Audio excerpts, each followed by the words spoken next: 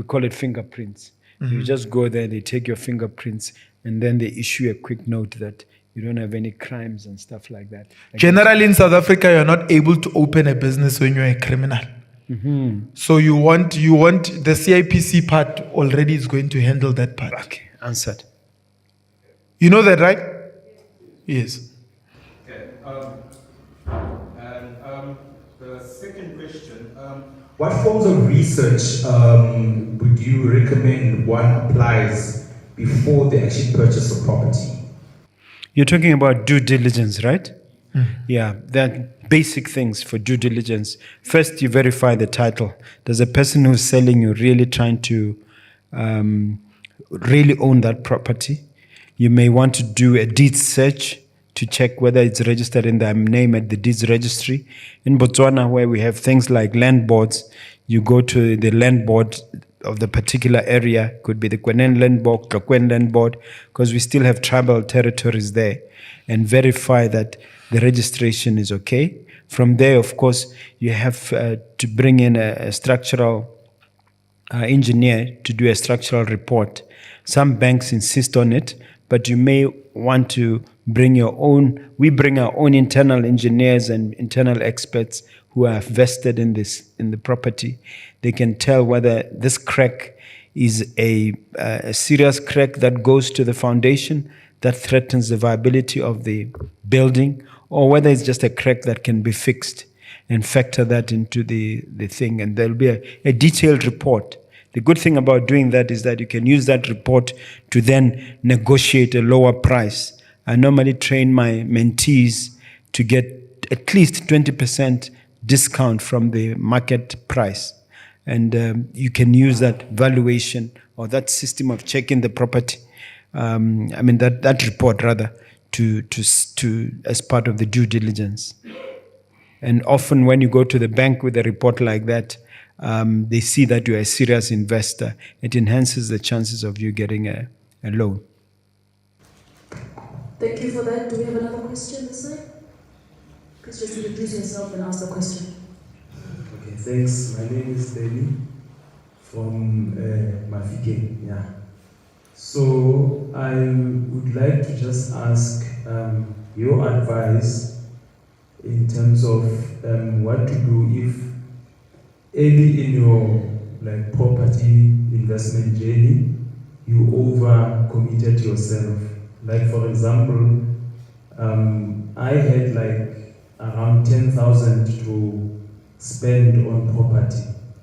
So I probably did not do my research properly. So I saw this property for, I think the bond was 9,000 and the monthly expenses I think were around 1,000 or so in Bagito in Durban. So I think I did not properly look at the area and whether I would get tenants and all that. So I purchased this property and now it's like I'm stuck with this property. Sometimes I have tenants, sometimes I don't have it.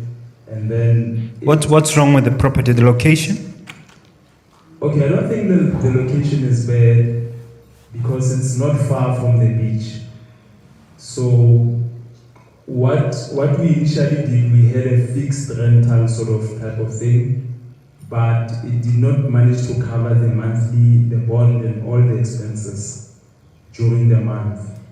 So my question is, now when you're in this type of situation where you feel like you stuck with the property that maybe you could have put your eggs in different baskets, and if you are stuck in this one property, how do you then deal also with the anxiety that you feel like you need to get another property or you need to be moving, but you feel like you have committed yourself to this one property, and for you to get another one, you'll probably, not be able to afford it because most of your disposable income you used towards the property.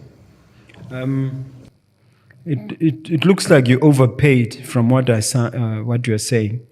In other words, you made a payment which does not cover the mortgage. I mean, you purchased at a price which is way above market, and as a result, the rentals that you are getting do not cover the mortgage. Is that correct?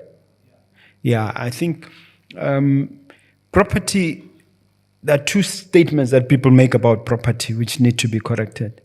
People will commonly say, with property, you can't go wrong.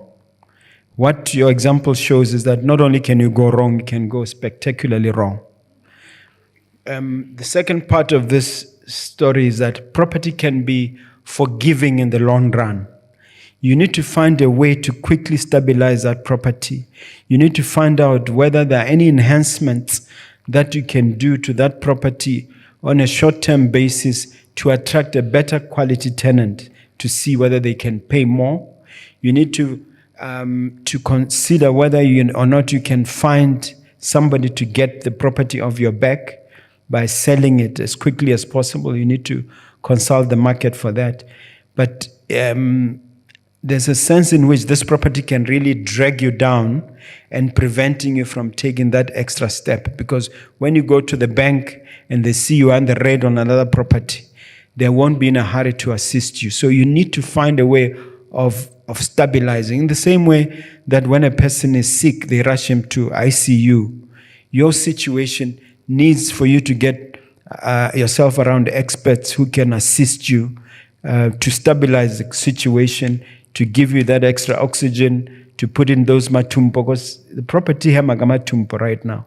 I always give that an example of a life situation that it can happen in a property where you have not done your due diligence, you have not worked your numbers, because numbers never lie.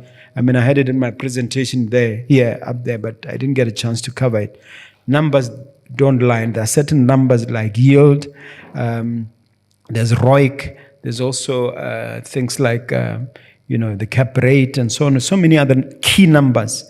Normally, I can tell you in a space of 5 minutes, just by doing calculations on the back of a napkin, whether a property is a yay or a nay, by looking at certain key metrics, which it is clear that in that particular instance, you have failed to look at. Do you want to add on to that?